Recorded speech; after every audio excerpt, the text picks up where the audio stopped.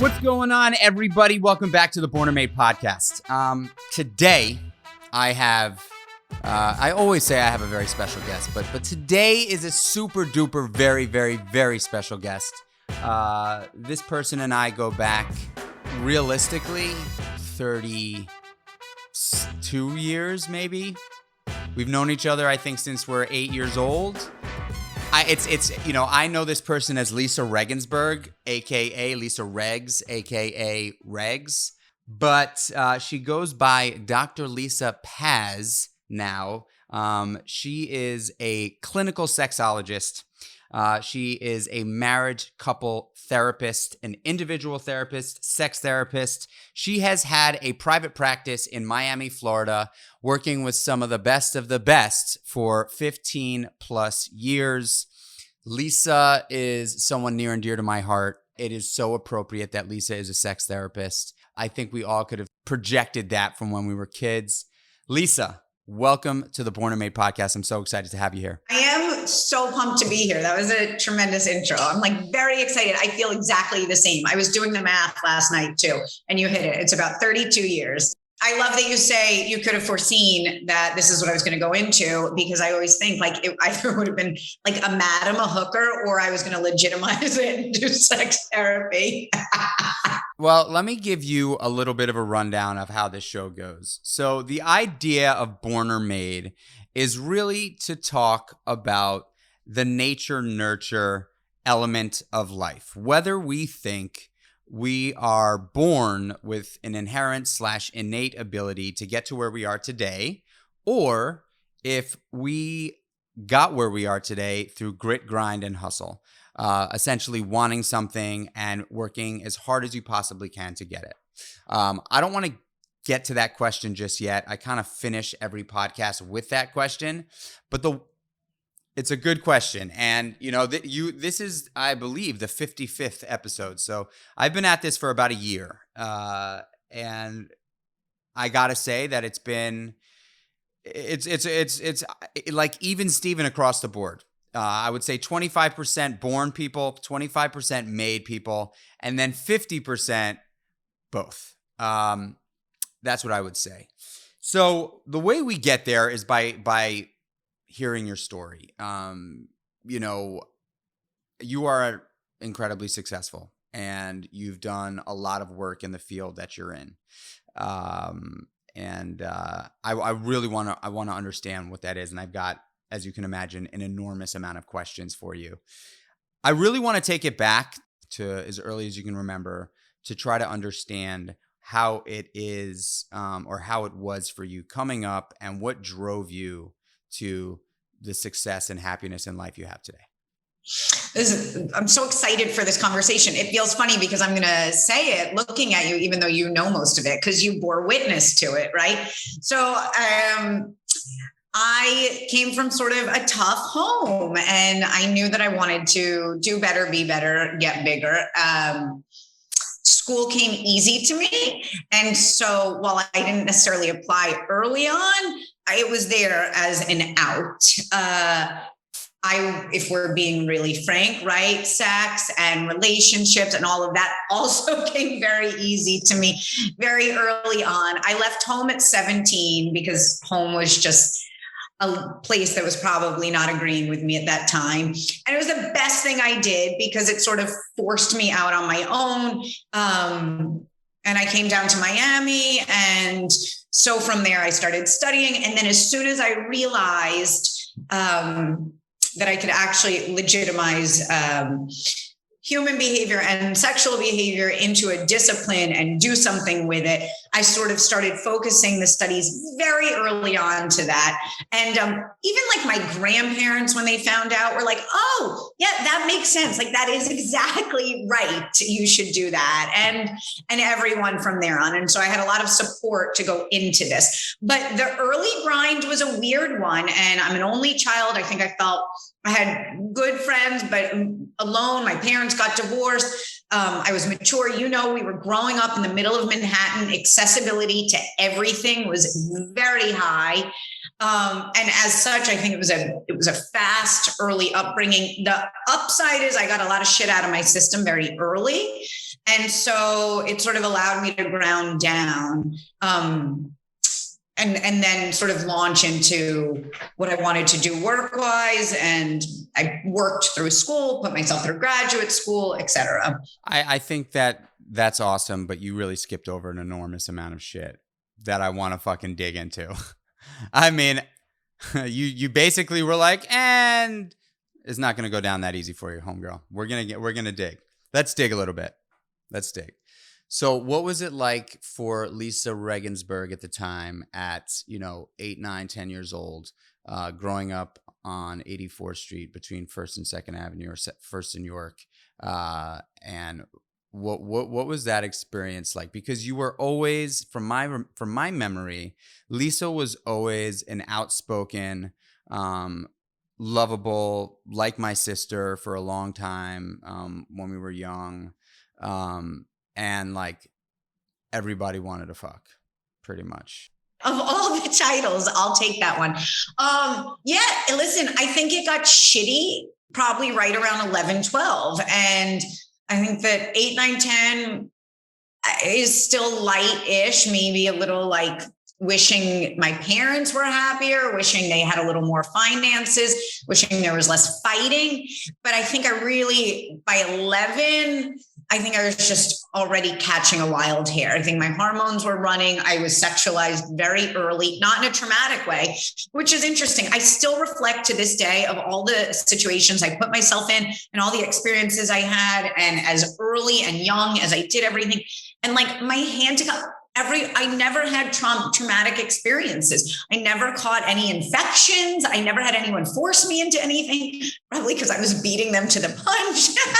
But I really feel a lot of gratitude on that sense. But I think that I saw dating and experimenting and sex and drugs as sort of a way to grow up fast, to get out fast. I think I didn't want to be a kid. I wasn't being treated like a kid, 11, 12, 13. And so I think I just started adopting more adult behavior and ran from there. I don't know about you, but I do, but I'm curious to sort of throw it out there. I feel like my innocence, as cliche as it is, I feel like my innocence was gone very early. Like I don't remember probably past 10 feeling light and unaware. My oldest son is about to turn 11, and he is like as joyfully naive as they come in all the right ways. He's super smart, blah, blah, blah. But there's a naivete and an innocence to him that like just we did not have. Like you didn't have it either. I agree wholeheartedly. I think growing up in New York City in the public school system, lots and lots of kids, home situation was not awesome for either one of us. Escapism came in many different fashions and forms. And, I think it's interesting when I think back on it, like I was very experimental sexually as a young child too. And I think, it's so interesting, right? So like there's something going on in my son's class. He's 6, right? And there's the teacher in his class had said a few things about like kids exposing themselves and it happening on a more than, on a semi-regular basis. And in my mind, I'm like, that's kids just experimenting and like understanding that they have things. And, it's not, I don't think that I don't believe that there's any sort of like underlying issue to that. Although I don't know. I think it's a good question for you. I mean, you just sort of said you agree, but I remember as a young kid, I was experimenting. I was like, I had a babysitter who took care of another child or a couple of other kids. This one girl, Melissa Rudovich, I remember very clearly her name because I was madly in love with her at like 5, and we would play Dizzy Dizzy Dinosaur, and shit went down, man. I was also like bisexual too, right? Like I was like, I was just like a young kid. You're out there experimenting. You don't know what, I didn't know what I was doing at that age. And so I think sex is such an interesting, very, very complicated, yet interesting, and also like it's so primal and instinctual, and there's so many like avenues, you know? Yes. Listen, when you and I were talking the other night, you had said something that landed so heavy. I'm not going to quote it right, but you were like, so much of people's shame and secrecy has a sexual origin. And it's so true. And so, like, even as I'm listening to you open today's podcast and the born or made sort of underpinning, I'm like, sex fits right into that question, right? And there are so many avenues, and it's such a space of like our deepest secrets, our weirdness, our deepest trauma. You know, in private practice, I've worked with famous people, politicians, athletes, celebrities, captains of industry. And it's so interesting because sex is one of those places where, regardless of how actualized you are in your public persona, and I don't just mean public because you're famous, but like, you know, what you put out to the world, the trauma or the insecurity or the vulnerability or the shame or the embarrassment that you have sexually, it's so strong and it's so private, right? And so I've seen really strong, actualized, successful people just destroyed when it comes time to talk about their penis not cooperating. Someone told them that they were shitty early on and they've never overcome that. Their deepest, darkest secret that they can't actualize with their significant, you know, like it gets you, it kind of follows you everywhere. It's one of those things that it's really hard to put at bay. And there's just so much attached to it, right? Because it's cultural messaging, family messaging, 6-year-old classroom messaging. And like, it just seems to stick no matter how strong, how comfortable people are in their skin. That vulnerability around sex seems to really stick for people. Why is that? No, because it's shame, because it's quiet, because we're not out about it. I mean, I think that there is largely the cultural piece to it, that there is not, and for good reason to a degree, that we're not sort of wildly permissive as a human nature, or else we would be kind of a bunch of hedonistic, right? I mean, we'd be operating without any social mores as it relates to sexuality. The unfortunate piece is that there is so much judgment around it too, right? So if it was just sort of like, I always teach when we talk about kids, like I always teach time and place. Most shit is normal. You still got to teach your kids time and place, just like we would about farting or picking their nose or peeing. Like it's all fine, but like you can't do it in the middle of a restaurant, right? And so like, so too with touching yourself, so too with exploring, like it's normal behavior, but it's time and place. But we project our weirdness onto our kids. And I think it probably starts there where people are like, you know, I see kids that very common for kids to touch themselves. I mean, men love their penis. I have 3 sons. They love their penis, right? But they don't know that they're touching themselves in like a super sexualized way. It's just sensory for them. But we're the ones, I mean, not my kids, because they have me for the mom, but most moms, right, get really uptight about it because they're sexualizing the touch. So we say messages like, don't do that. You can't do that. Or what are you doing? Or that's gross. Or da-da-da-da. And it lands really early on. And so that cycle. So this is great. So I think that this is great because ideally what we walk away from here or what the listener walks away from here is some tips, tricks, tools, habits that they can implement into their lives based on the conversation that we're having. So if a parent does see their, 5 or 6-year-old son or daughter exploring that, and the initial reaction, the sort of intuitive response or reaction to that is, oh my God, don't do that. That's no. Like, what would you give as a potential alternate, right? Like if someone intuitively they think, oh wait, that's not good. I can't do that, or they shouldn't do that. Stop, pause, take a breath, and then do what? You validate, you normalize, you redirect. So like, hey, I know that feels good, right? I get it. You still can't do it in the middle of the living room. Like you can either go to the bathroom or come help me pick out what we're eating for dinner, period. Like it should be interwoven next. So like a quick redirect next. It doesn't need to be a big thing. And I think this is why parents shy away from addressing it or saying like, no, it's fine to do that. You just can't do it like standing in the middle of line for whatever, the grocery store. And then just move right on to the next topic. I think parents don't realize that it can be interwoven into the rest of everyday dialogue. And that's the best way to make sexually healthy human beings, is not to make it this big thing where they know like, and that there's weirdness, but just to be like, you have nerve endings there. And again, not everyone will roll off the tongue with an anatomy lesson. Like, it's also fine to be like, I know that feels good. You just can't do it right here though, buddy. Like, you got to go in your room or pick out whatever you want to watch on TV. So like, you just kind of want to validate, normalize it, and then just redirect them to another activity. And in doing that, you allow them to recognize that the feelings that they're feeling are normal, but that they still come with boundaries attached to it. And we do this for our kids in every other domain. We're constantly teaching our kids like, hey, that's okay, but it's not always okay, right? Sharing, grabbing, speaking out of turn. We're like constantly teaching our kids to just be good, normal humans, but they don't have to be ashamed, right? Like, if your kid talks and is screaming in public, are you shaming him because he's screaming? Or are you just like, buddy, you can't scream in the middle of a restaurant? The end.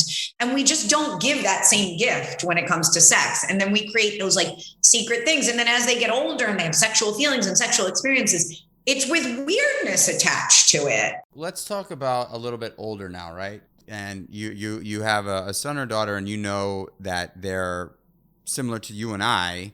We were sexually active at like 11, 12, 13, like for real. What do we, if a parent is recognizing that in their child at an early age, is there any recommendations or suggestions that you can give there?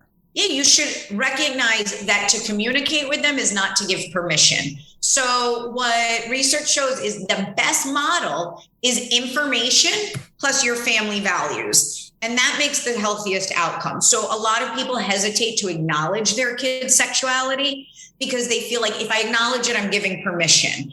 Not necessarily. So it's perfectly reasonable. And you got to know your kid. You're bringing up a great point. Like, you and I were parented or would have been parented differently than like, I think our kids or my kid, right? My 11-year-old son and your 11-year-old self, not the same boy, right? You could have run 18 circles of maturity around him. So you got to know your kid and know where they're at. But if you're recognizing that you're having a sexualized kid, listen, in today's day and age, you should be talking to them about like what they're putting out there on social media and what they're sending into bullshit so that it doesn't come out to haunt them. And then you just want to make sure they're safe, and you want to make sure that they know that they can feel sexual feelings without necessarily being all the way sexual, right? If you're trying to deter it, or just get them talking. So like, what is it for you? Where are you getting the information? Are you being safe? I think safety is critical, and communication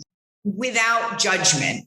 And that's different than giving permission, Yeah. I mean, I think it's, for me, as I think into the future, I also tend to live this, or I try my very best to live this very present existence where I'm not like future tripping or, I really try to just like be with my kids in the moment and not try to project what the future is potentially supposed to or going to look like, right? I sort of let it flow. I actually posed a question the other day on my social media asking fathers like what their thoughts were around their kids in sports, right? Like, do you promote sports because you want your child to play sports, or do you wait for your child to just, gravitate towards something? Anyway, interesting stuff. So now we're in Miami. I want to get back to your story for a little bit. You're in Miami and you start studying, and you really are really interested in this particular topic. It's something that's always sort of driven you. Where are you going now? How do you get started? So I was bartending, which I swear to this day, I think I learned as much as a bartender as you start, right? That is a psychology degree in and of itself. So I get down to Miami. I'm having a really good time. I'm living with some surfer and like straight chilling in Miami, but going to school and feeling kind of responsible in the right ways because I was on my own. So I think by being on my own, it rid me of my rebellion, if that makes sense. I was like no longer rebelling because there was just not much to rebel against. So I kind of was like, okay, I'm going to study. It comes easy. I was still partying, having a good time. It was Miami in the late 90s. South Beach was very cool. Then I realized, so I had to declare a major. I went psych major. And then I was trying to figure out about graduate school. And then, like I said, as soon as I realized I could pair it, I was like, I'm going to pair those two. I didn't know if I was going to go into private practice. I didn't know if I was going to try and teach with it. And then it just sort of took shape as I went forward with it. And I realized that private practice was going to be the way to go. I also ended up teaching at the University of Miami for a while, and I did a lot of public speaking and a lot of all that stuff relative to it. But it just, I don't know, it took hold. And Miami was a perfect town for it, because Miami, both parts, like very sexualized in its presentation, but there's a conservative dinner table mentality, particularly among the Latin culture. You know, I married a Cuban guy, and it's interesting because there's like a sexiness in the cultural presentation. You just got back from Colombia. The same holds true for Colombia. And yet there's a conservative quality to like being a wife and a woman. And so there's a weird juxtaposition always in play. And I think that people down here were really receptive to having an opportunity or a space to share their private shit. And so I don't know. I think it's also geographical. Like I find Northeasterners a little more open. I think Miami, it was an interesting place to start doing this work. There's not a lot of sex therapists in Miami, incidentally. Do you believe that your sort of interest, and I'm assuming that it was like a little bit of escapism when you were acting out sexually as a young kid. Do you think, because I know for me it was probably escapism too, and it started so young, but do you think that was a byproduct of your environment, or do you think that was born like something genetically passed down or inherent? I think it's a little of both, and I'm going to tell you why. I was always a sexualized child. And again, I had no sexual abuse in my history and nothing like that, but I was tuned in. I remember like understanding early, like sexuality. And again, being a mom of three, I'm observing like one of my three kids is more sexual than the other. And it's nothing negative, nothing gross, but like I can just see he's like a little more tuned in on that frequency than the other two. So I think some of it is a born thing. And then, but to the piece of nature nurture, my environment ran with that, right? Maybe had I had a happier household, maybe I was not looking for male validation. Maybe I didn't think that this was a way to connect in such a specific arena. Maybe it would have just landed as like, I'm going to have good sex and be comfortable in my skin down the line, and not sort of down this like sport fucking mentality or this hyper interest in it. So for me, I think it is a little bit born that way. And then your environment sort of stacks up a different set of circumstances, right? Like as we started, I had really healthy experiences, as untimely as they were and as kind of bizarre as they were. There was never trauma. I never left an experience crying. I never left an experience feeling taken advantage of. I never left an experience feeling dirty. And so, those are environmental factors that I think shaped my comfort with this subject. Why? What's your thought on it?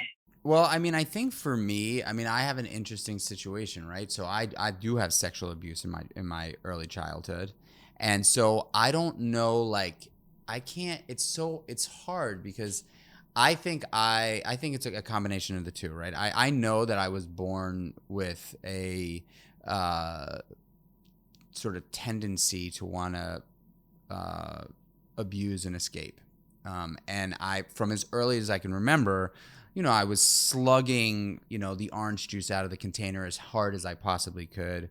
I was sleeping out of my house as much as I could. I was looking for love as hard and as fast as I could, from whoever, And I think we should talk about that too a little bit, because sexual abuse is something that is part of my story, does not define me at all. I think it's important to say that. I was abused by a sports coach for a couple of years, and he's in jail, for it. Not only for me. I mean, he got in trouble for many, many kids. And but strangely for me at the time, I loved it. I really did. Like I didn't, it wasn't like he wasn't raping me but he was showing me affection and sometimes in inappropriate ways for sure that I was not getting at home. And, and I say I loved it. I mean, now in retrospect, like would I have changed it? Absolutely. You know what I'm saying? It's not something I wanted to happen to me. But I think at the time for me, like I needed that from a man. I needed to be shown some sort of attention, and I needed that, and my father was not capable, right? And so I know now as a dad, like I shower my sons with absolute unconditional love constantly, all the time.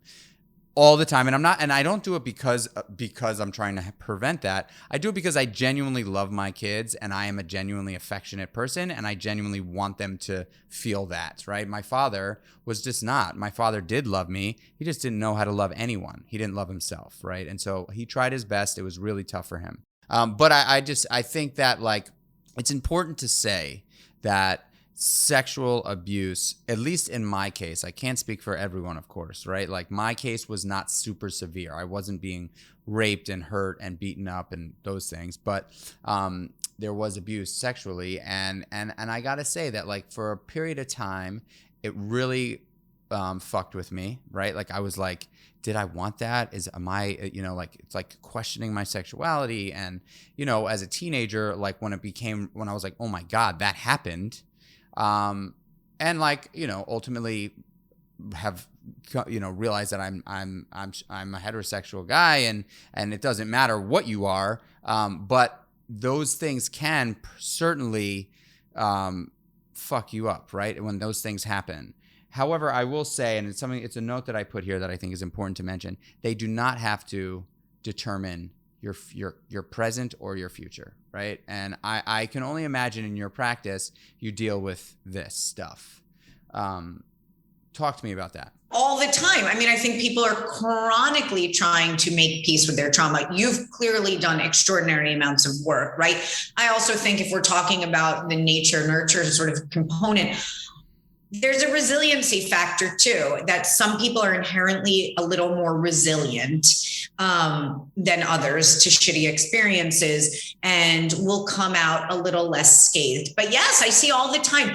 Sexual abuse is so much more common than we realize. We have a very weird conception about it because it's talked about as like the weird guy in the corner in a trench coat. It's never that guy. It's someone who has access to your kid, primary, secondary, tertiary circles. And so this is what I always hear people say, but I never thought that was the one that would do it. Of course you didn't fucking think that, or you wouldn't let your kid be with them, So like we have a weird idea of what it looks like, but many people are trying to both reconcile. Does it mean it was their fault? Does it mean it was bad? And for a lot of people, what ends up happening is that association of sex gets paired with shame or with pain or discomfort. And then they go on to be in loving relationships and they fall in love and they get married, but they don't know how to have good, healthy sex because they're carrying around all this baggage that they never made peace with, where sex for them is associated with trauma, secrets, betrayal, shame, judgment, etc. What can people do? What can people do that are struggling with that? Like, is there a system that you talk to your patients about if they do have that sort of history to break free? Yeah. I mean, I think therapy in general is the right answer. And to give like a one-liner is hard because everyone carries their trauma differently. For some people, it's releasing the shame. For some people, it's confronting their abuser. You said something that's very important, which is to recognize no matter what, it doesn't define you. And so if there was one sort of pithy piece to take from here is how to break free of that narrative. as a defining feature, right? That like, this happened to me and so did a million other things. And this happened to me and I can still be a functioning, lovable, loving, sexual human being. Like trying to really change the neural programming around your narrative is huge. But for many people, they need a non-judgmental, safe space. Again, back to all of these well-actualized power players that have come into my office. Many of them have had sexual abuse, and I'm the first one they've ever told about it. Because who do you tell, right? They're like, my wife doesn't want to hear that I was forced to do this when I was little, or my mom, who's now 80, doesn't want to hear that. You know, that they're walking around with this thing, and they're like, but who do I let it out to? And so therapy is a really useful space to do that.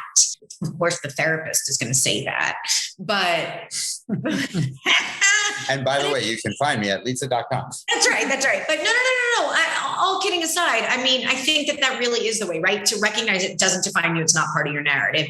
And to do all the work to check in on where it comes up for you. Sex is hard. It's hard in marriages. It's hard in relationships. It's hard when it goes wrong. It's hard when it doesn't work.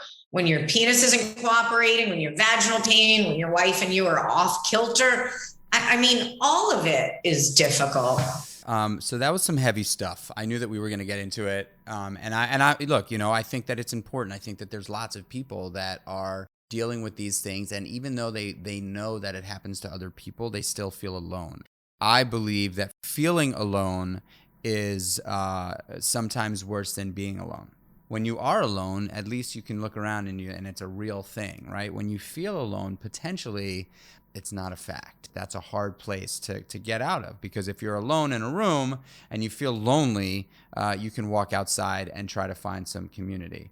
If you're feeling alone, and I've experienced this in a room filled with people, it's a lot harder to find your way out of that. And I've been there, and I would just sort of urge anyone to understand that feelings are not facts, and and typically false evidence appearing real, which is an acronym for fear, doesn't have to exist in your life, right? I mean, fear is something that we all experience often, but what I've learned to turn fear into as I've grown as an individual is courage, because courage doesn't mean that you're not afraid. Courage means that you're okay with fear, and you continue to pursue what you're after.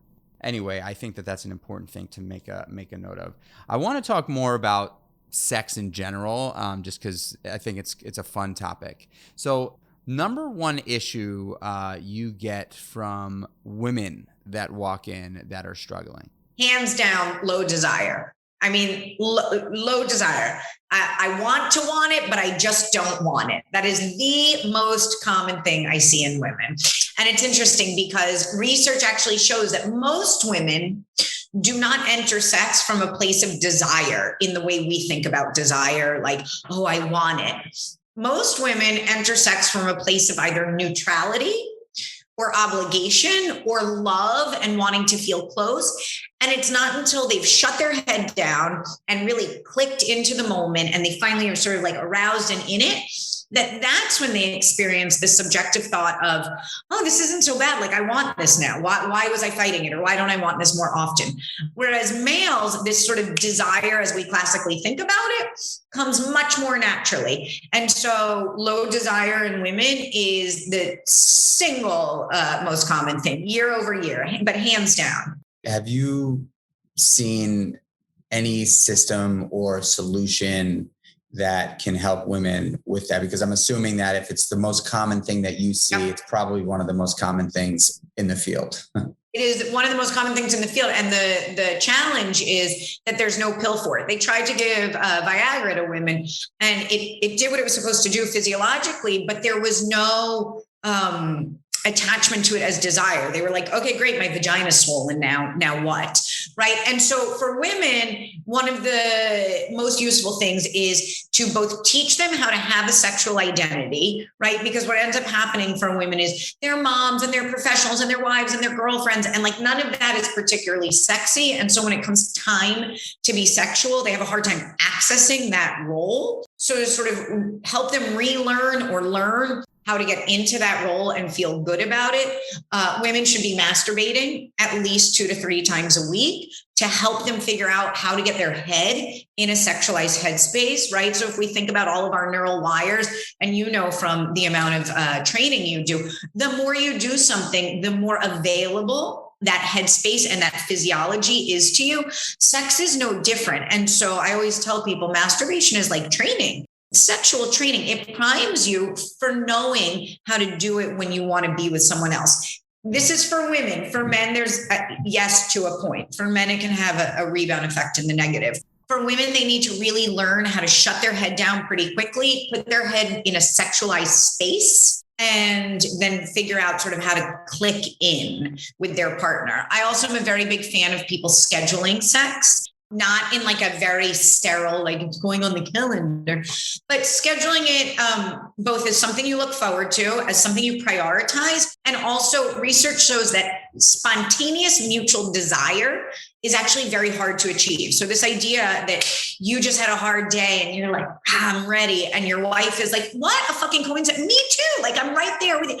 It's just a tall order. And if you actually think about 2 of the highest rated sexual satisfaction spaces, people tell you dating and affairs. Those are 2 constructs where people say like the sex is so good when I'm dating someone, or like affair sex. Oh my affair partner. Yes. Those are both scheduled sexual arenas. We don't think about it like that because we tag it as like romantic and exotic and exciting. It's fucking scheduled. When you're dating someone, you know the nights that you're going to see them. You're not living with them. You know the nights that you're going to go out to dinner. You're going to go have drinks. And what it does is it pulls everyone into the same headspace. So too for people that are in active affairs, they meet their lover. They know they have a window of time. They better show up ready.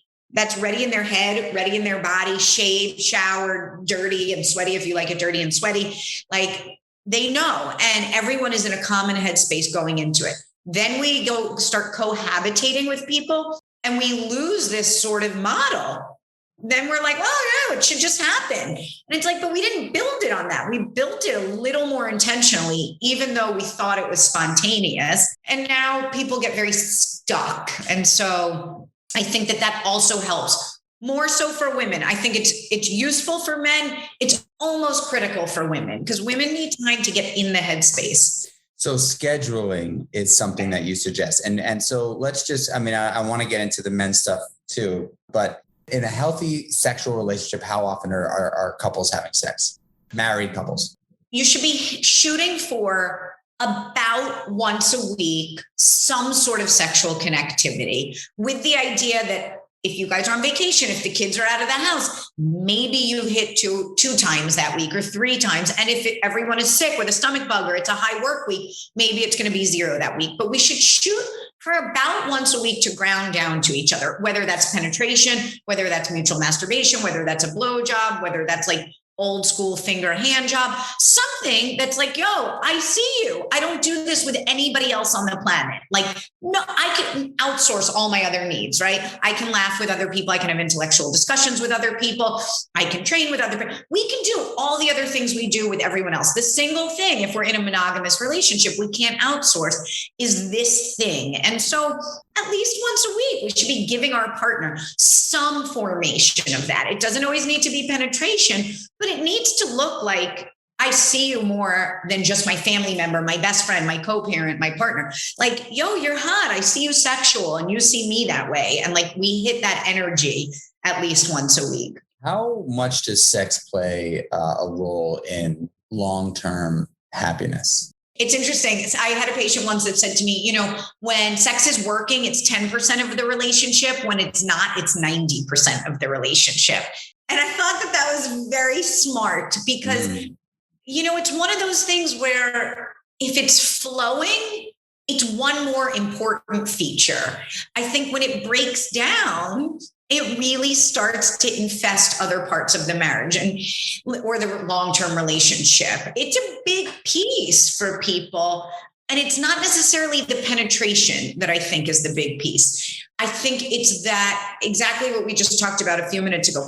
It's that it's a piece of us that we can't get from anyone else if we're being monogamous. So we're sort of saying, you're the one that meets this need. Like, I want to feel desirable and desirous. And like, if I can't step in that space with you, then who? It also neurochemically keeps us connected and fresh. So like after an orgasm, there is a neurochemical shift that makes you feel more connected, that makes you a little happier. I always joke that like no one's pissed about the toilet seat after they just orgasmed, right? Like it also makes us a little less nitpicky and snippy when we're just coming off of good sex with our partner. So I think it's very important. And when I say very important, I don't mean that means you need to be fucking 10 times a day with your partner of 15, 20 years. I mean, it needs to have a space that feels reliable and solid and safe, that you guys are growing together and meeting each other's needs and communicating and trying new shit if you want to try new shit, and knowing that like some years will be higher and lower, and that's cool too. Like you need to be riding it with no pun intended, but you need to be riding it out with each other, you know? I just think that this is such a good combo. I think that sex is one of those topics that people do not talk in public about enough. It's such a natural part of the human condition and the human makeup.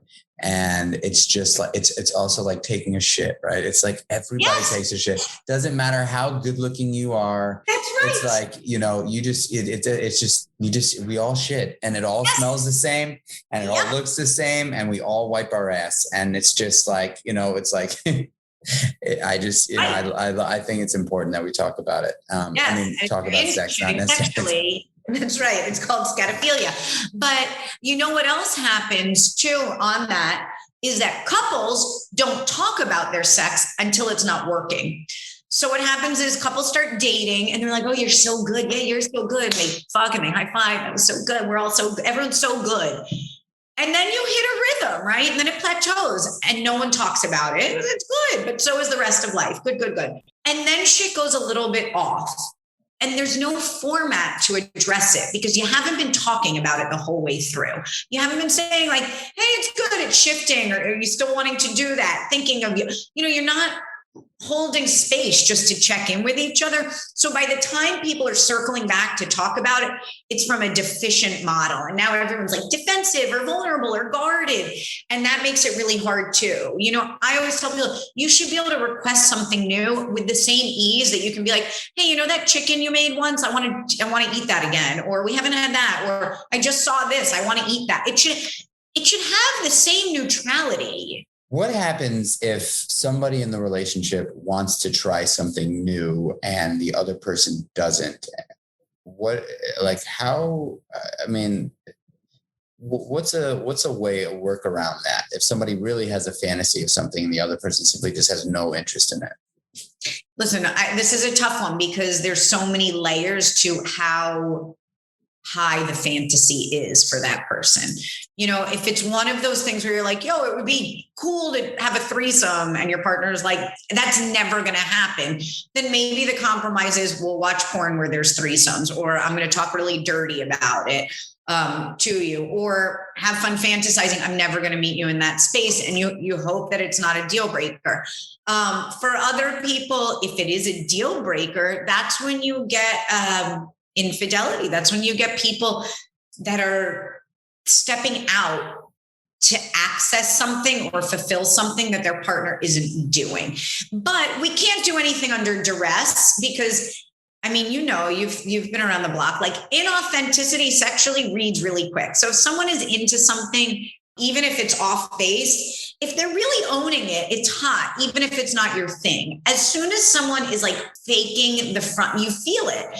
And so to the extent that someone can compromise is important. And there's almost always a compromise. Someone wants anal, the other says no, fine. Then maybe it's licking, maybe it's a finger instead of full like penile penetration. Maybe it's we're watching porn. Maybe I'm going to talk real nasty about it to you, but we're never actually going to do it. You know, I think that there's always a continuum of behavior that's accessible if you're willing. But again, the presentation counts too. Is it, I want to do this because it sucks? Or is it, we're so solid, we're so hot, we've been together so long, like I want to level up?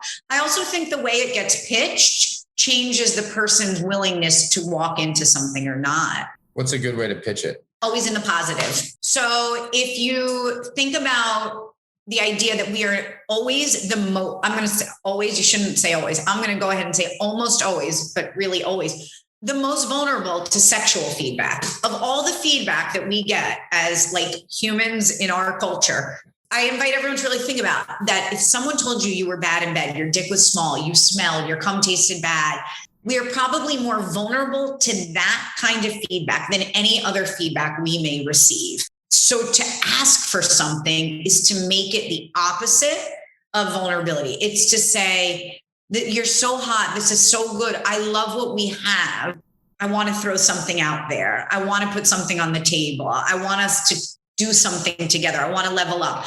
It's to make it collaborative and make it because something is so good that you want more of it, not something is broken and they're not doing something, so they need to sort of rise up. All right. Number one issue you get in general from men. It's a toss up, but I'm going to go with number one is erectile dysfunction. I was hedging between that and premature ejaculation. Probably erectile dysfunction a hair more. Their penis not cooperating is the number one thing that launches them into therapy. And it happens to men of all ages. There was just a research study that came out that said porn stars rely on Viagra too. Their dicks stop working sometimes also. So it happens with young guys. It happens with guys in their 30s. By the time you're 45, you're almost guaranteed some sort of decline in erectile functioning. By 50% of guys in their 50s, and so on. So it happens. This is why laying the groundwork, when you asked, what is the most normal amount of stuff people should be doing in a relationship? And I said once a week, but not necessarily penetration. A lot of times what happens is we rely so heavily on the dick to inform sex, right? So the classic model is you get an erection. That's like really the start of it. You penetrate, when you come, that's the end, which is why premature ejaculation is such an issue also. And so I'm constantly working with men and couples to try and get them to expand their definition of good sex. Like if your dick isn't working, take out a vibrator. She doesn't even, 93% of women need clitoral stimulation anyway to come. Like you can still be a really formidable lover that night without penetration. You can still actually ejaculate without a hard on. You can totally different parts that are in play. So, but what happens is men lose their erection. Could be for nothing. You were stressed. You trained too hard that day. You had too much caffeine. The wind was blowing northwest. It doesn't fucking matter. But a lot of times what will happen is men will lose their erection and then they will get in their head the next time they go up to bat and they will become apologetic, right? So they lose their erection. I'm sorry, it's not you. And they start cueing their partner that something's wrong. And so now the partner's like, oh, okay. And now next time they go up to bat, instead of tuning in to whatever they like, big tits, feet, hair, ass, well, whatever you're into, now they're cueing into their performance instead of sexual cues. So now instead of their head being into like, oh, again, whatever they like, they're like, let me just take a breath. Let me relax. Am I getting hard? Just take a breath. Just relax. Okay, get hard. Put it in before you lose it. And none of that is how your penis operates, right? Like there is no wiring for just relax, take a breath and an erection. Your erection runs on sexual thoughts and sexual visuals. So as soon as you break from that, you're out of the game. As soon as you're coming from this anxiety space, your penis is going to be like, I'm not going to cooperate. And anxiety will override Viagra, Levitra, Cialis. Also, I see tons of men that are taking a pill to augment the erection, but the brain is stronger. What percentage of erectile dysfunction do you think is mental or actually a physical ailment? Depends on the age. So under age 45, you're probably majority is mental.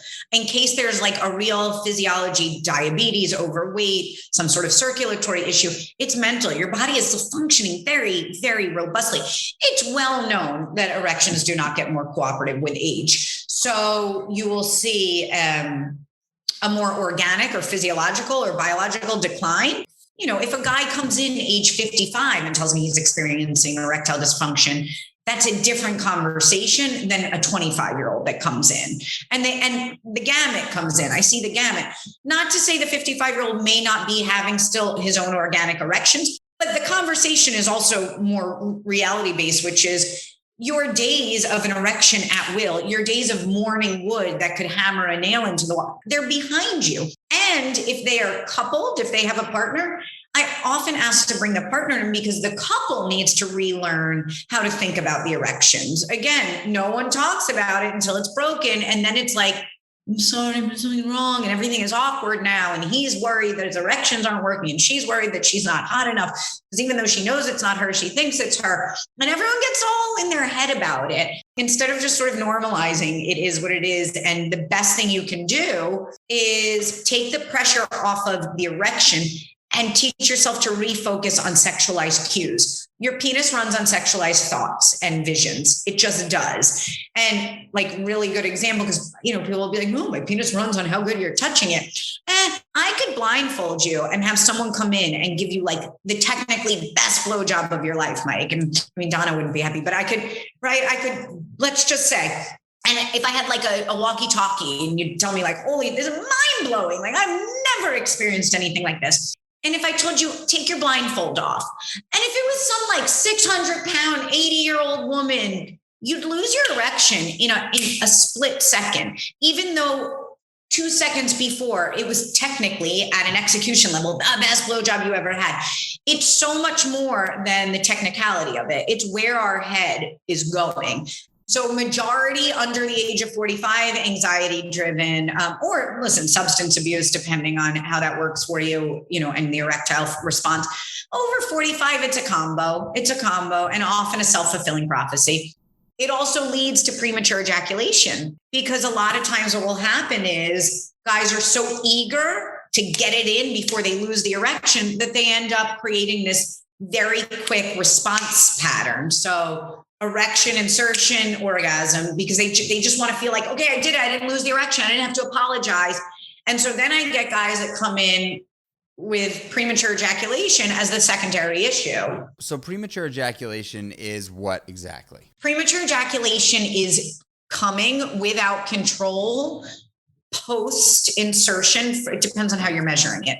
You can either measure it post-insertion or some people can't even penetrate. So usually the metric is under 2 minutes, but a broader definition is shorter than you want and feeling a loss of control attached to it. Right. And chronic. So this thing of like, I insert and I have no control over it. I have no awareness of it. And this is one of the easiest things to fix. How do you fix it? Through a series of mental and behavioral repetition techniques that teach you how to recognize that sensation right before you're about to come and relearn how to gain control. So not dissimilar if someone came to you and was like, how do I get your abs? And you're like, you too can have them. But it requires a lot of repetition and a lot of discipline and a lot of following what I'm going to lay out. Premature ejaculation, solving that is just that. There's an easy solution in that it works, hard in that it takes a lot of work. Can you offer some tips there and tricks just for that, the listener that is struggling? Yep. They should masturbate. And as they feel like they're about to come, they should be taking their thumb and their forefinger right under the head of their penis, applying some slight pressure, taking 3 deep breaths, continuing to masturbate until they feel like they're going to come again. And they should hold their ejaculate 3 times to come on the 4th for a series of weeks, months, depending on their progress, and then slowly reduce down to ejaculation. So there's a real formula. So yes. It's a technique that you practice. Yes. Wow. Yes. That is so interesting. It's so interesting. So thumb and forefinger underneath the head of your penis. Correct. Squeeze, deep breathing. How long do you breathe for? 3 breaths. Wow. That is so cool. And by the way, men who aren't struggling with premature ejaculation can engage these techniques anyway, just to condition or heighten their sense of ejaculatory awareness. And so there's that also. This, of all the, I'm telling you, this one, I put a course together. that people can download, because this one is so prescriptive and directive and straightforward that yes, there's a therapeutic component as it relates to the anxiety, the impact it's had on your relationships, the self-esteem. But at an actual concrete addressing it level, there really is a series of techniques that you can go about employing that will breed better time. That is so cool. It's so cool. So where do people find that? That they can go to my website under the courses tab. And also coming out next month, they'll be able to download on how to talk to their children about sex, which was very apropos of the conversation we were having earlier. Because those are two of the things that I get asked the most often, is how to last longer and how to talk to your kids about sex. And those have formats attached to them. I guess it's also, you see in the movies, right? Like, Yes. Yeah, yes. A movie's on, you're sitting there with your wife or husband or lover or whatever, and there's this like passionate sex scene that's just like so, like involved and they're in there, they're going at it for hours, and I'm just like, this shit is just not real. It's just not. No. We have very unrealistic expectations, and like, I'm not one to shit on the media in general, but like, it really plays a big part in people having really, really unrealistic expectations, both of how bodies work, what sex should look like, how quick people should come. For those people out there that have been with their partner and or are parents who are trying to like raise kids and also have like a sexually good marriage, that shit is hard, because those are two really different spaces to be in each day. And so I think that kids take a big hit on the sex in marriages or long-term relationships. Yeah. Long-term relationships in general are hard. Your brain sensitizes to that stimulus, right? And so I don't care what your favorite food is. If I put it in front of you every day, all day, day after day, your neurochemical output would reduce. You just wouldn't get the same hit, right? We sensitize to our lovers. And that's why it's important to have realistic expectations, to change up the routine, to not always land in penetration, to be able to communicate fantasy and desire to try different things, to recognize that like our sex life shifts and what we like shifts. Like I always ask people, think about what you jerked off to 5 years ago, 10 years ago. Like, think about what turned you on. It's probably different than it was today. Like, we are evolving. It's like, I don't know. I'm not masturbating to the same content 15 years ago as I am today. Like, like your interest changes, or you filled that, you scratched that itch, whatever it may be. We got to be able to do this with our partners too, right? Like, add stuff, take away stuff, maybe circle back to stuff, have sort of the special, like, the anniversary thing you do, but not the Tuesday night shit. Tuesday night sex looks very different than like Saturday vacation night sex, right? That shouldn't look the same. And so, and that's why also when you ask me quantity, I think that in long-term relationships, less is more to preserve quality from a brain sensitization level, to keep some sort of ability to have a high level response means to also take a beat. If you're at 3 times a week, Mike, you're at every other day. You're asking your brain and your body every other day to get really interested and excited. And that's a big ask. 40-plus-year-old people that are not married and don't have children. Yes. But want to be married and want to have children. Is there any advice that you can give for that person potentially to either do some real digging within themselves and ask the question why, or not really get into that and give some proactive sort of solution or proactive hacks into trying to figure out how to expedite the process? At a very sort of topical, immediate answer, I think it's a numbers game, and you got to continue to put yourself out there. And I also think you got to start very open, right? So what happens, I think, post 40 is we get a little more rigid. We know what we like. We know what we don't like. We know what we don't have time for. And we're quick to sort of weed out a lot prematurely. I think it's about sort of staying open and continuing to be like, I will stay in a place of positive and see what keeps coming at me, and stay willing to explore it, because otherwise I think it's an energy thing. Like, if you walk in a room and you're bitter or insecure or down on yourself or jaded, that shit translates and it's unattractive. And so I think that there's a piece in being like, I will continue to put myself out there. I also, listen, I have an unconventional marriage. I married someone much older who didn't think he wanted more children. I didn't think I wanted to marry someone older. I thought this was going to be like a fun graduate school story I'd tell. So I also think that this connection to, I know what I want and I know where I'm going to land. It should be a guiding light, but there needs to be a margin to be like, maybe the universe is going to throw me something different and I'm going to wind up happier than ever. And I think, when we're in our early 20s, we're freer. We're more like open to experience. And then as we get older, that shit closes down, but then we are closing down opportunity. So to be open and not to sort of know exactly what you want, I think is the right way to be in that space. I guess in closing, we can say that sex is awesome and people shouldn't be ashamed of their sexual interests and desires. I think we could also say that we should start communicating way more about sex with our partners because it is just like eating and shitting, right? We all have to do it and it's part of us. And then lastly, I think what I'm hearing is that like scheduling sex for long-term relationships that feel like things are sort of dwindling a bit is a great solution to getting things back on track. Yep. That is perfect recap. And scheduling from a place of we schedule things that are so important that we love, that we look forward to, not scheduling because it feels like scheduling it like that is my time. Nothing's getting in the way. And then showing up ready. 100%, Michael. Lisa, you're the fucking best. Where can people find you? You guys can find me on Instagram at Dr. Lisa Paz or on my website, drlisapaz.com.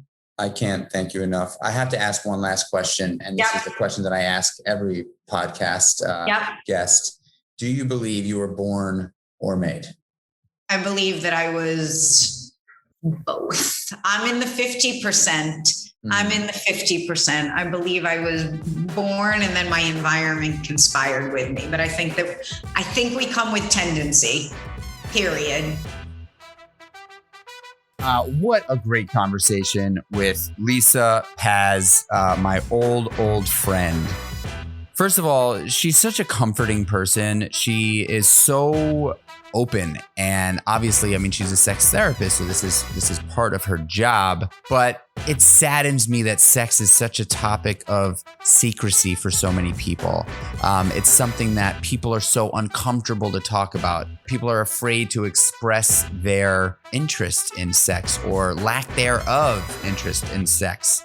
And I think that we just need to start talking about it more. I think that talking about sex is something that is really, really important for not only us, but our kids and the world in general, right? I mean, we didn't even get into it on the podcast, but they're saying that people are having sex, especially in the younger demographic, teenager, high school to, college, 25% less because of porn and social media. Which is such a sad thing, right? So, I mean, we didn't get into that. I am absolutely going to have Lisa back on the podcast because I just enjoyed that conversation so much. I think we covered a lot of the things that I was hoping to cover. The beginning of the podcast is a little heavy as we're talking about, sexual abuse and parenting. We really got into a bunch of questions that I had just on sex in general, but I thought it was really important that we touched on a few of those earlier topics in the beginning of the conversation.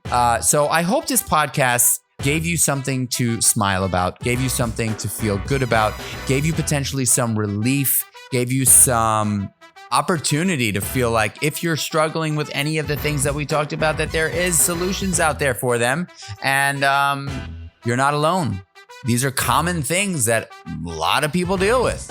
Anyway, I had such a blast. I hope you did too. If you did, it would mean the world to me if you would share the podcast with a friend. Like, I don't take any money for this podcast. I don't have any sponsors for this podcast. I'm doing this all by myself. The way I ask you to pay me back is by sharing the podcast with your friends and family. If you would go onto Apple Podcasts and give us a rating and a 5-star review, a review and a 5-star rating. That would mean the absolute world to me. Please, please, please subscribe if this is your first time listening. This is our 55th episode. Been at this for about a year, and it's just one of my favorite things to do. I really love the podcast stuff, and I want to keep doing it. So you could DM me at Michael Chernow if you want any specific topics that you want me to cover. I love having great people on the show, and I really, really loved this episode with Dr. Lisa Paz. Ladies and gents, and all of the above, I love you. I appreciate you. I thank you very much for listening. Until the next one, peace.